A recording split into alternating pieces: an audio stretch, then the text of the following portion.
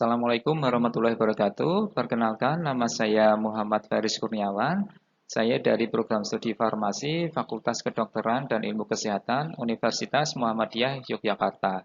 Pada kesempatan kali ini, saya akan mempresentasikan hasil kegiatan pengabdian masyarakat saya yang berjudul Pemberdayaan Masyarakat Desa Poncosari, Serandakan, Bantul. Untuk kegiatan pengabdian masyarakat yang saya lakukan ini, saya berkolaborasi dengan tim KKN tematik UMY yang saya bimbing, yaitu tim KKN nomor 22 dan tim KKN nomor 140 yang mengambil lokasi kegiatan KKN di Desa Poncosari, Serandakan, Bantul. Sedangkan untuk tim kegiatan masyarakat ini, saya bersama dengan Mbak Isnavi Dewi dari Program Studi Akuntansi FEB UMY, dan Mas Muhammad Fauzi Andrianto, mahasiswa Prodi Agroteknologi Fakultas Pertanian UMY. Kemudian yang melatar belakangi kegiatan pengabdian masyarakat ini saya lakukan bahwa diketahui Desa Poncosari merupakan salah satu desa yang terdapat di Kecamatan Serandakan, Bantul yang memiliki luas kurang lebih 11,86 km persegi atau 64,74% dari total wilayah Kecamatan Serandakan, Bantul yang memiliki luas sebesar 18,32 km persegi. Nah, Desa Poncosari ini merupakan salah satu desa yang terdapat di Kecamatan Serandakan selain Desa Trimurti. Namun untuk Desa Poncosari ini memiliki luas wilayah yang paling besar di Kecamatan Serandakan. Kemudian Desa Poncosari ini memiliki jumlah RT sebanyak 120 dengan 24 pedukuhan. Dua di antara pedukuhan di wilayah Desa Poncosari yang saya jadikan tempat dilakukan kegiatan pengabdian masyarakat ini adalah Dusun Bayuran dan Dusun Koripan. Jadi untuk area pemanfaatan lahan pertanian Desa Poncosari ini meliputi 642,8 hektar padi sawah, 34 hektar padi ladang, 75 hektar jagung, 219,6 hektar kacang tanah, dan 17 hektar kedelai, serta 1 hektar untuk bawang merah dan 13 hektar cabai. Namun ternyata di Desa Poncosari ini belum memiliki lahan pertanian yang dimanfaatkan sebagai tempat produksi tanaman biofarmaka, seperti jahe, lengkuas, kencur, kunyit, dan tanaman empon-empon yang lain. Selain itu, di Desa Poncosari juga belum memiliki lahan produksi tanaman hias, seperti misalnya anggrek, krisan, mawar, dan bunga sedak malam. Untuk produksi buah-buahan itu sendiri, di Desa Poncosari menghasilkan 730 kuintal mangga, 17 kuintal jeruk, 2.126 kuintal pisang, kemudian 24 kuintal pepaya, dan 659,6 kuintal kelapa. Nah, data ini saya dapatkan dari data BPS Kabupaten Bantul tahun 2019. Kemudian latar belakang masalah selanjutnya adalah yang pertama adalah belum adanya pemanfaatan lahan pertanian untuk produksi tanaman biofarmaka. Sehingga hal ini melatar belakangi dilakukannya penyuluhan berkaitan dengan pemanfaatan toga atau tanaman obat keluarga kepada kelompok wanita tani atau saya singkat KWT Bayu Lestari yang sudah ada di Dusun Bayuran. Sehingga diharapkan kegiatan ini dapat menjadi diversifikasi program pertanian yang dilakukan oleh KWT tersebut, serta dapat diolah menjadi suatu produk jamu yang bernilai ekonomis dan mampu meningkatkan kesejahteraan ekonomi khususnya anggota KWT dan masyarakat Dusun Bayuran pada umumnya. Di Dusun Bayuran juga sudah memiliki kelompok jejaring sampah mandiri yang bernama Sumber Lestari. Namun ternyata belum memiliki program kerja yang rutin dan efisien, sehingga kami adakan kegiatan penyuluhan pengelolaan sampah organik menjadi pupuk kompos dan pupuk organik cair dengan menggunakan komposter ember tumpuk atau kami singkat sebagai komet, dan juga kami lakukan kegiatan pengabdian masyarakat di Dusun Koripan, yaitu dilatar belakangi oleh adanya penurunan produksi eh, cabai atau panen cabai yang mengalami penurunan.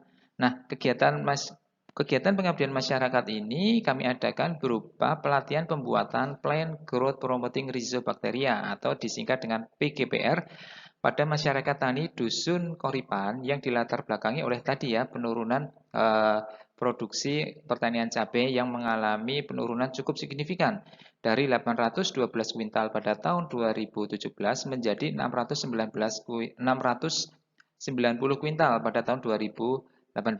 Sehingga diharapkan adanya PGPR ini bisa kembali meningkatkan produktivitas dari tanaman cabai tersebut. Kemudian harapannya ekonomi masyarakat juga akan meningkat. Nah, kegiatan pengabdian masyarakat ini saya lakukan berkolaborasi dengan kelompok KKN tematik 22 dan kelompok KKN tematik 140 UMY yang melaksanakan kegiatannya pada bulan Januari sampai bulan Februari tahun 2020.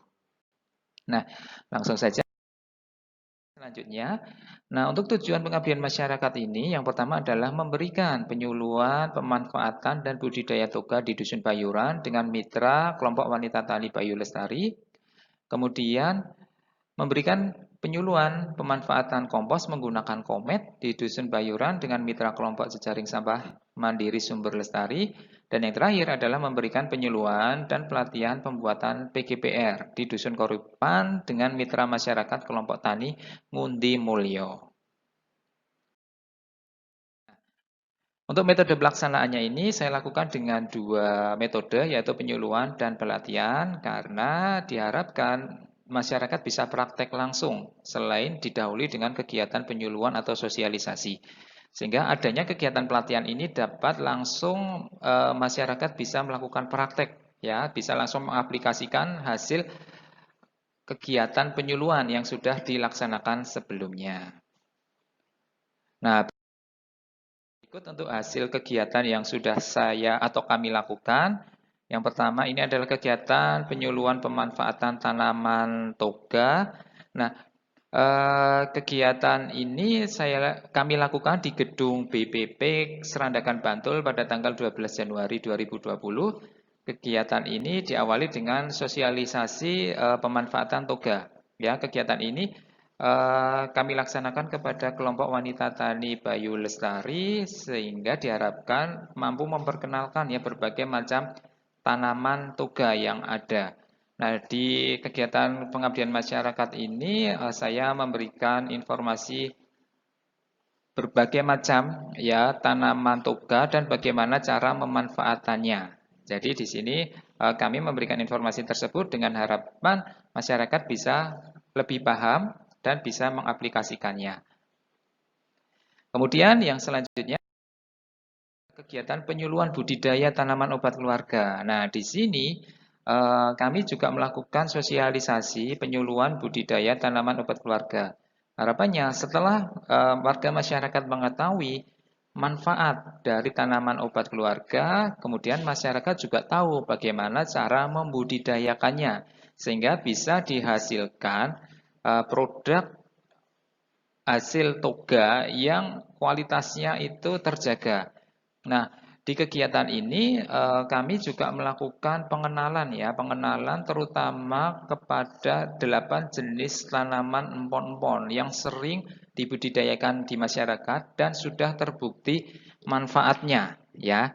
Jadi kami batasi hanya 8 tanaman atau 8 jenis empon-empon seperti kencur, jahe, kunyit, kemudian kunir putih, temu mangga, bengkle ya dan yang lain sebagainya. Nah, selanjutnya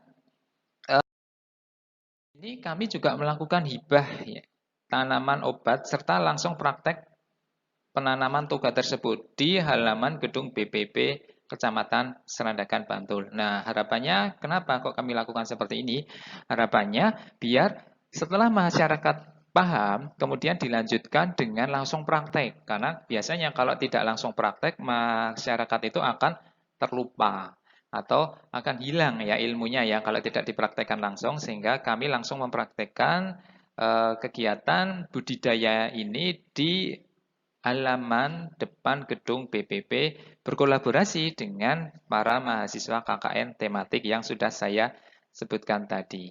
Begitu.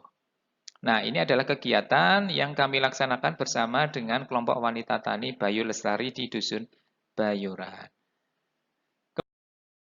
Kemudian yang selanjutnya adalah kami melakukan sosialisasi atau penyuluhan juga ya pemanfaatan kompos menggunakan komet ya atau ember tumpuk itu tadi di Dusun Bayuran juga dengan menggandeng mitra kelompok yaitu kelompok jejaring sampah sumber lestari.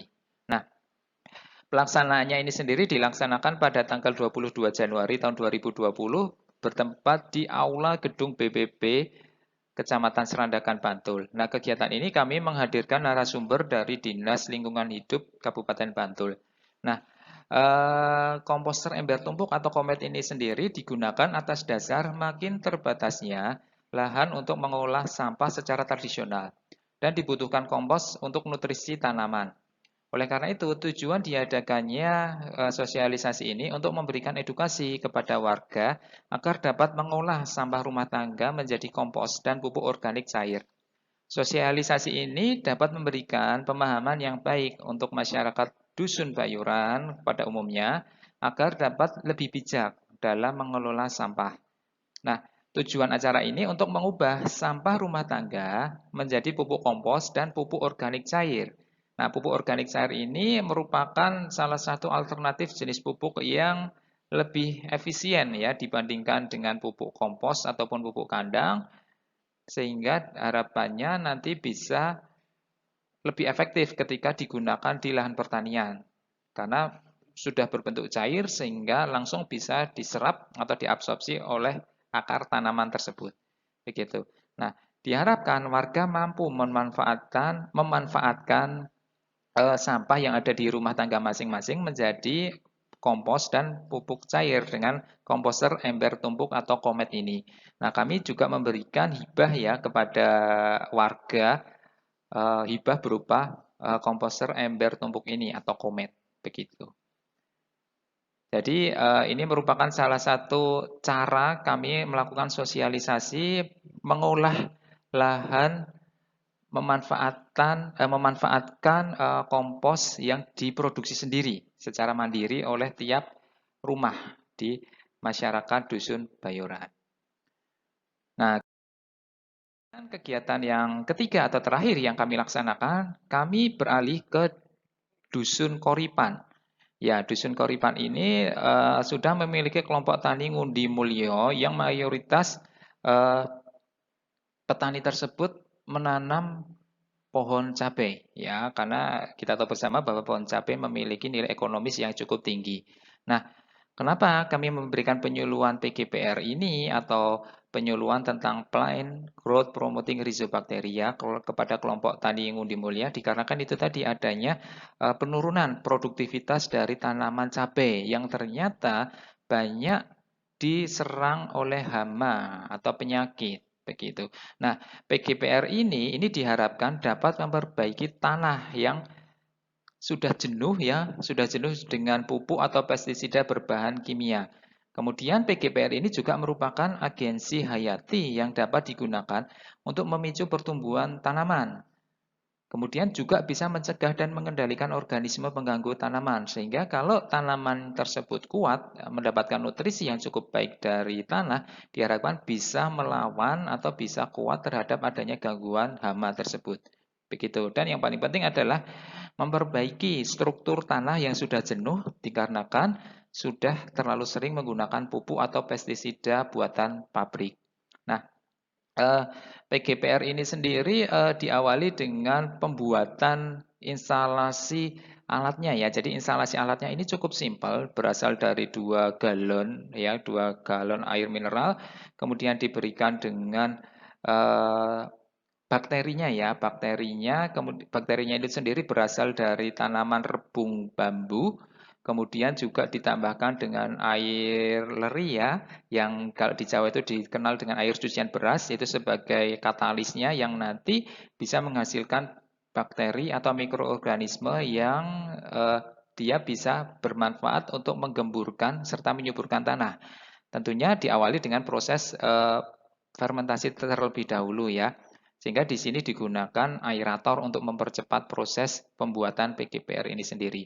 Nah, bahan utama yang digunakan untuk menciptakan PGPR itu ya tadi sudah saya jelaskan berasal dari akar bambu atau rebung, kemudian bakteri yang terdapat di kedua bahan tersebut akan diperbanyak ya dan dimurnikan di sebuah galon.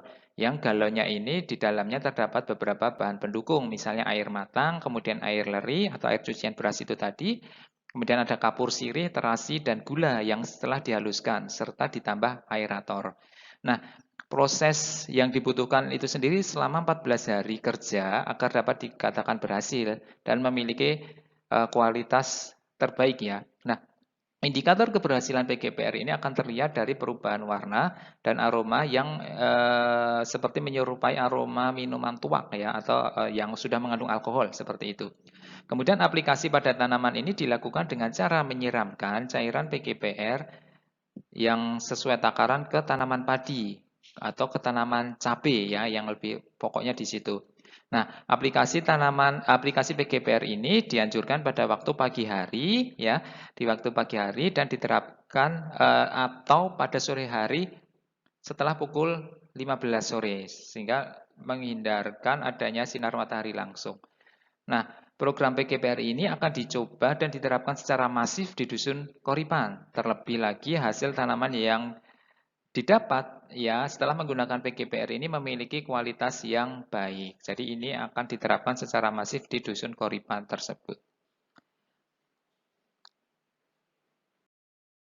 Kemudian simpulannya ya, langsung saja saya simpulkan bahwa kegiatan pengabdian masyarakat yang dilakukan ini mampu memberikan pengetahuan tanaman obat tradisional, kemudian keterampilan budidaya toga, dan pengetahuan cara pembuatan pupuk kompos dan pupuk organik cair menggunakan komet kepada masyarakat Dusun Bayuran Bonjosari Serandakan Bantul.